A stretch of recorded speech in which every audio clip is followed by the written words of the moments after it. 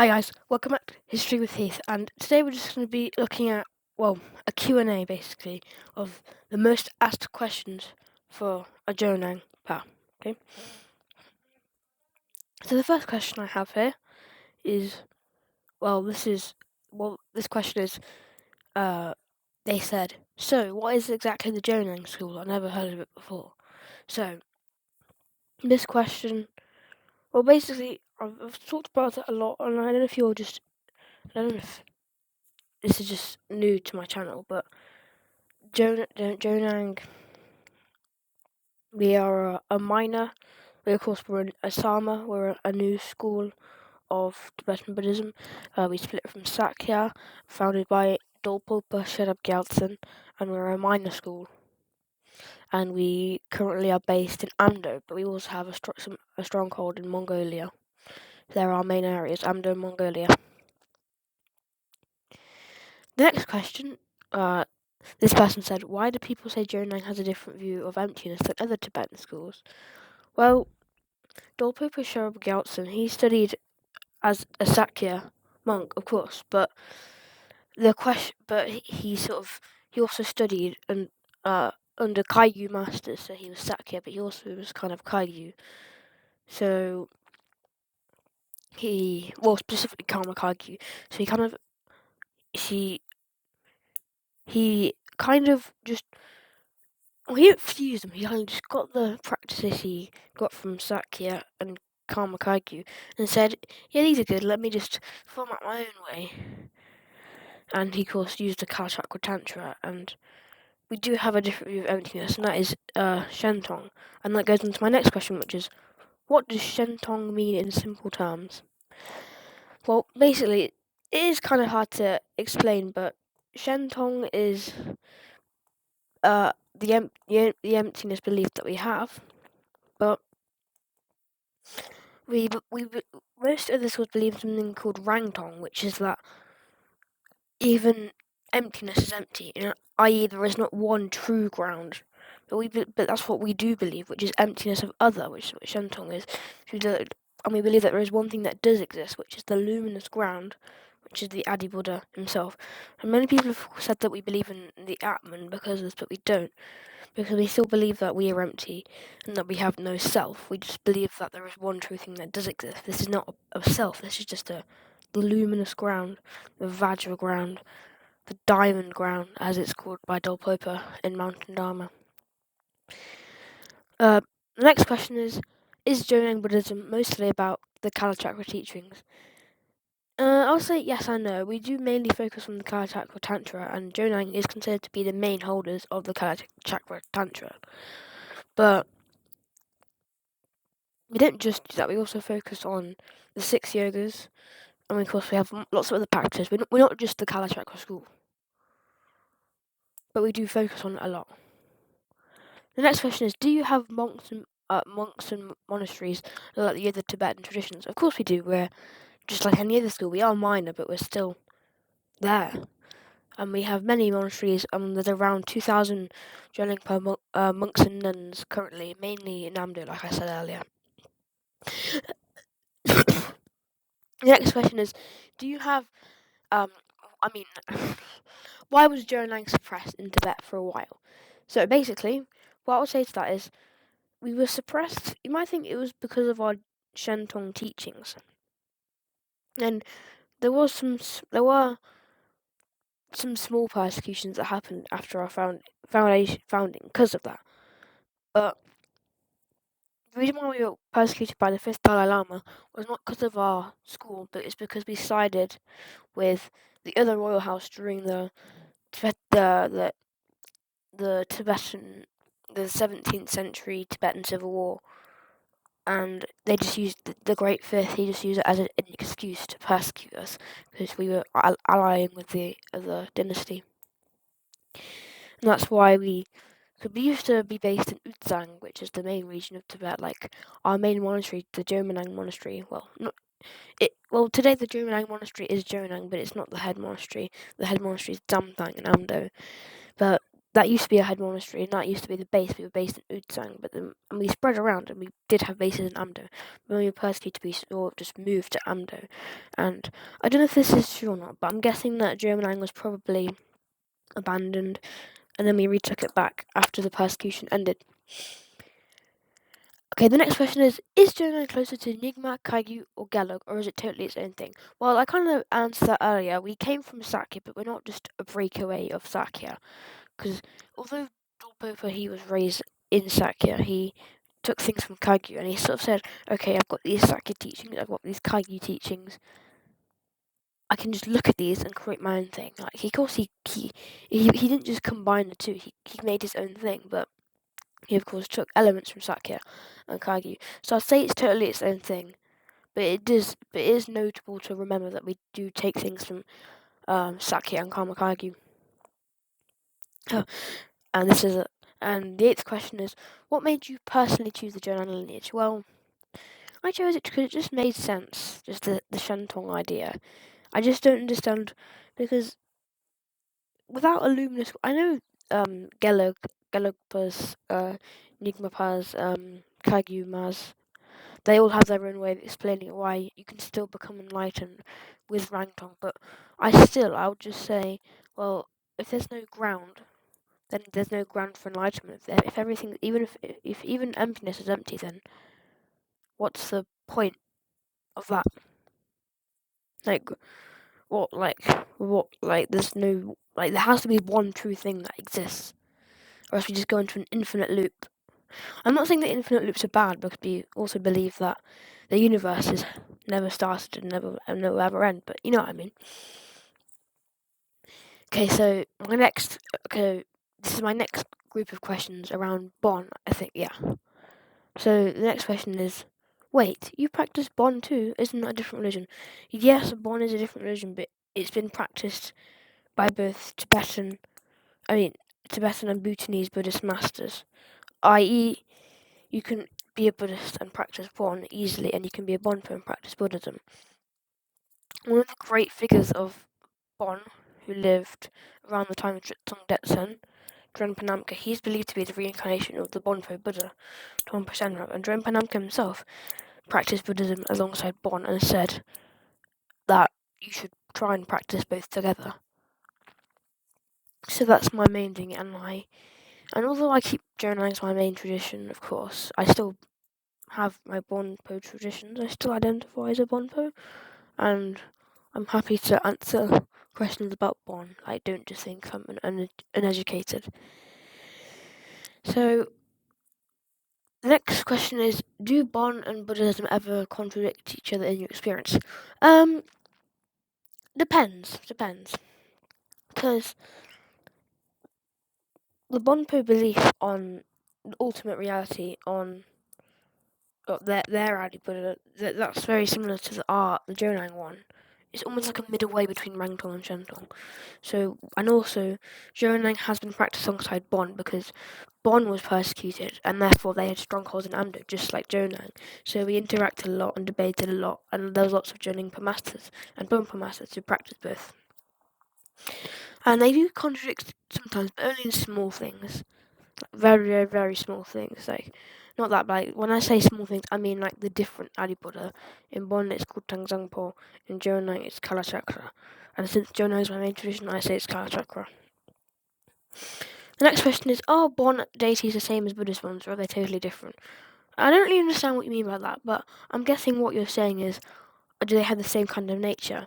And yes, they are similar, i.e., they are just the different aspects of the enlightened mind. They are like just kind of like light, rainbow. The different colours all start as one light. Okay, so the next question is, what made you want to practice Bon in addition to Buddhism? Well, I just kind of researched it, and at first I thought, oh, Bon is just a completely different religion, but then I realised that it's very similar. And then I studied Bon, and then I heard what Drunpa Namka said. I was like, yeah, that's a pretty good thing, and that's just a good way to practice Buddhism. Anyway, so the next question after that is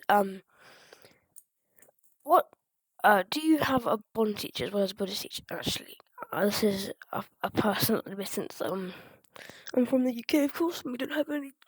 Like literally, there probably is some other Jonangpas, not just me. But the community's so small, there are no teachers, so I don't have any teachers. But if I did have a teacher, they would probably just have a Jonangpa one.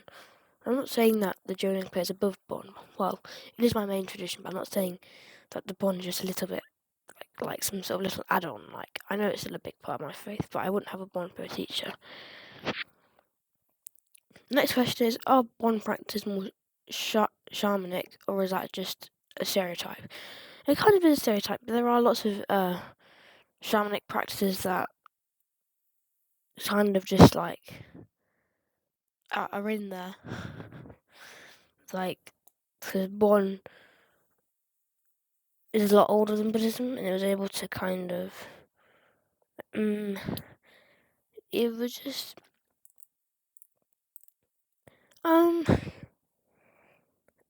yeah, I'd say it has lots of shamanic practices, but this is not like Tompa Shanram didn't just say be shamanic.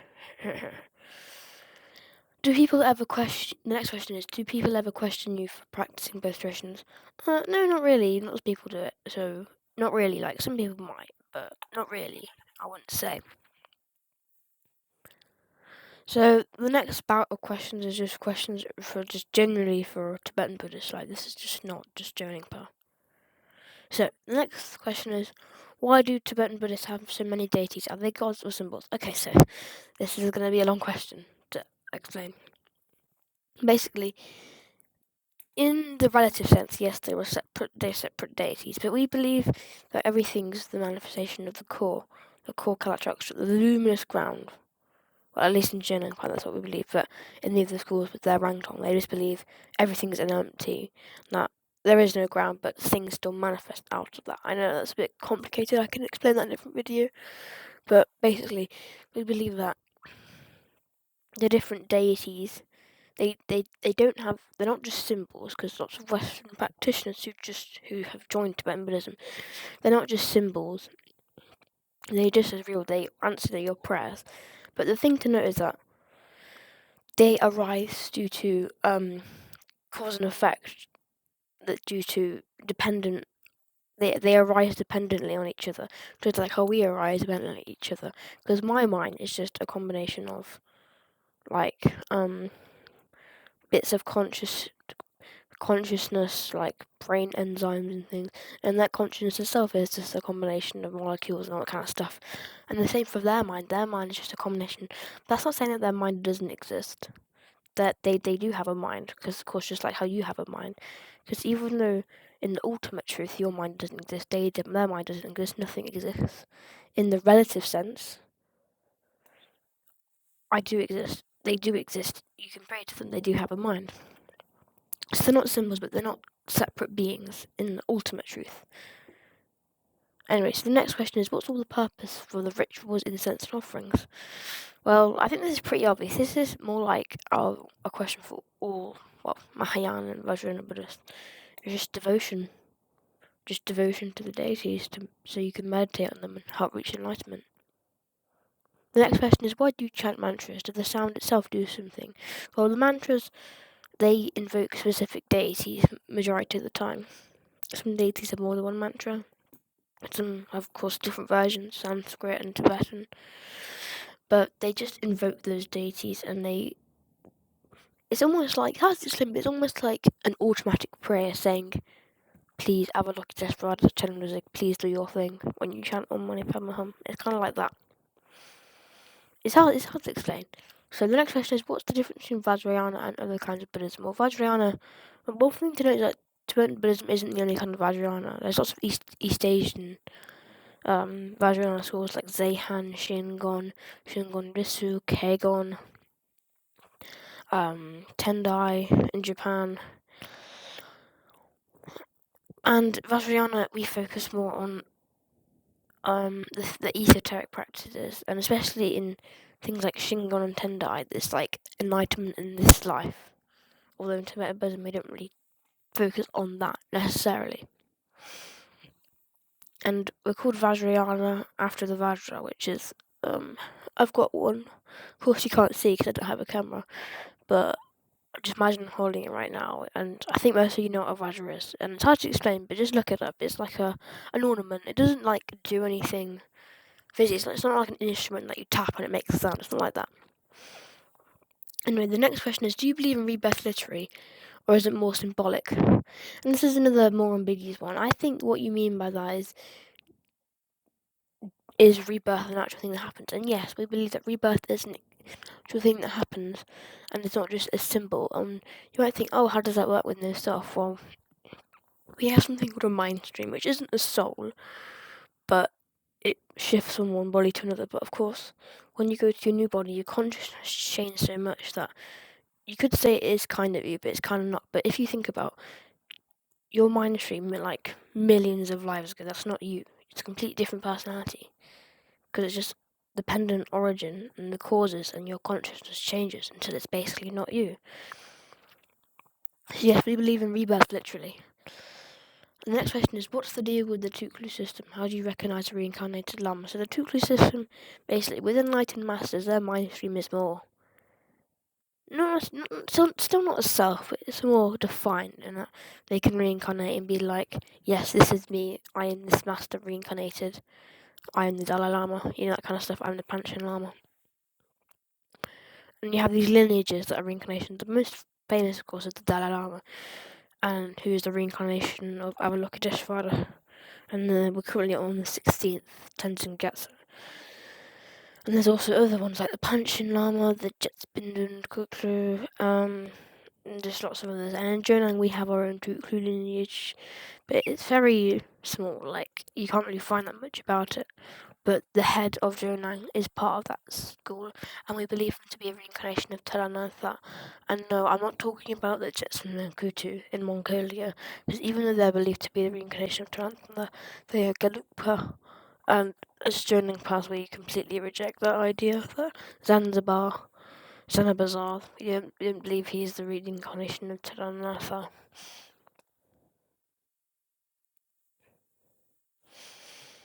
Anyway, so basically the next question is, after that, is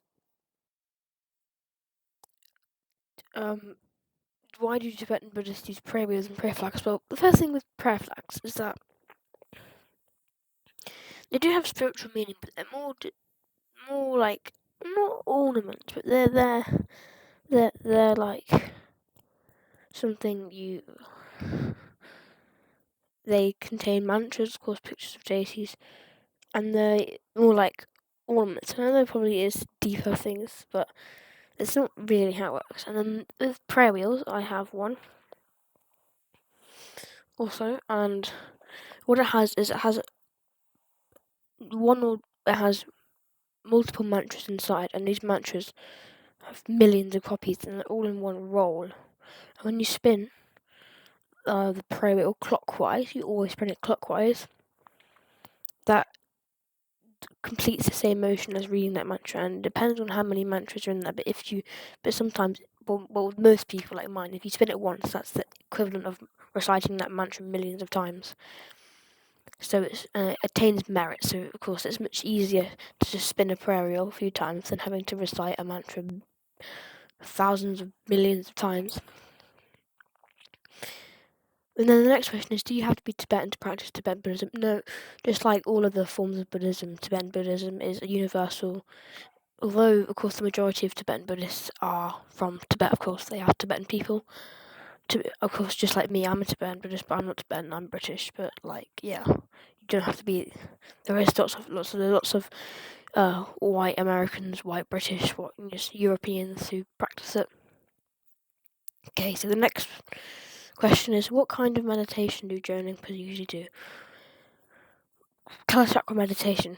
That's just the simplest way to say it. So let's move on to the next one. Is Kalachakra meditation something beginners can learn, or is it advanced? You can learn it as a beginner, but you have to be initiated into the Kalachakra Tantra. And you can practice it at a little scale, but there's different levels, and you can go up and practice it more. Do you do normal draw, preliminary practices, and what they're like? This one's a hard one, so I'm going to skip this one for now. I might come back to it later. The next question is, how do you choose a yidam or meditation deity? So the purpose of a yidam is to realise that you and the yidam are not separate, and that you're both not separate and just all empty, basically. And you don't choose a yidam by saying, oh, I like Vajrayogini, I like Vajrakilaya, I'm going to choose them. You have to more meditate really deeply and realise who your yidam is. It's not just I'm picking you.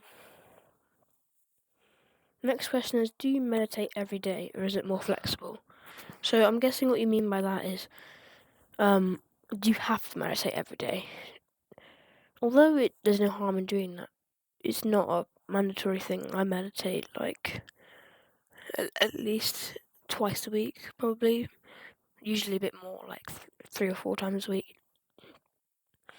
And the next question is, what's the difference between Buddhist Dzogchen and Bon Dzogchen in your experience? Well, Dzogchen isn't really a big part of journaling, so I don't really practice Dzogchen, but they are quite similar. But of course, the main difference is that one is Buddhist and one is Bon. So of course, one focuses on the Bon way of Dzogchen, which is reaching the ultimate state of realization, and then the other one focuses on the Buddhist way of realizing Dzogchen. And of course, the main school of Tibetan Buddhism that focuses on Dzogchen is Nyingma. So basically, that's the end of my video for today. I'll see you again, maybe in the Q&A. Maybe I'll go back to Golden Butcher. I'll catch you in the next one. History with Heath signing up. Please like and subscribe.